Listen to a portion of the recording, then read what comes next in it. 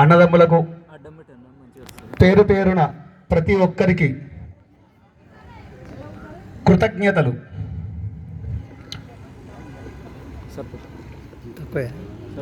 వేద మంత్రాలతోటి కార్యక్రమాన్ని ప్రారంభం చేసుకుందాము అని చెప్పేసి మన తమ్ముడు చెప్పిండు.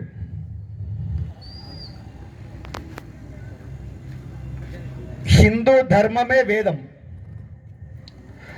భారతీయ సంస్కృతి సాంప్రదాయాలు ఒక వేదం, సనాతన ధర్మం ఒక వేదం.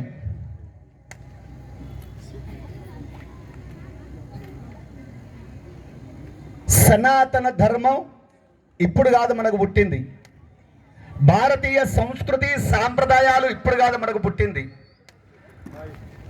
కొన్ని లక్షల సంవత్సరాల క్రితంది.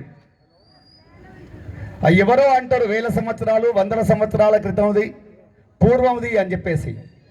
కొన్ని లక్షల సంవత్సరాల క్రితం సనాతన ధర్మం భారతీయ సంస్కృతి సాంప్రదాయాలతో కూడుకున్నటువంటి అవని గడ్డ మనది భారతదేశం.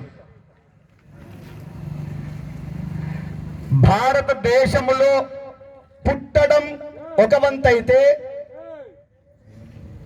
భారతీయ సంస్కృతి సాంప్రదాయాలుగా మేళవించి హిందూ ధర్మంలో పుట్టడం ఒక ధర్మం, ఒక వంతు.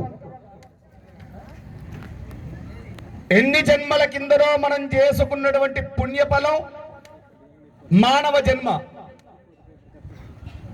మానవ జన్మ ఎత్తినందుకు సార్థకత కావాలి. సార్థకత కావాలి అంటే ఏదో మాటలతో చేతలతో చేసుకుంటే కానేటువంటిది అది. భారతీయ సంస్కృతి చాలా గొప్పనైనటువంటిది. మనకు మతం లేదు, కులం లేదు, ప్రాంతం లేదు. మనమంతా ఎవరం? హిందువులం. హిందూ మతం మన తల్లి భరతమాత, మన తల్లి భరతమాత, మనం భరతమాత బిడ్డలం. సనాతన ధర్మం భ్రష్టు పట్టిపోతుంది. ఎవరి వల్ల? మన వల్ల, మన చేజేతులారా మనం చేసుకునేటువంటి పరిస్థితుల వల్ల.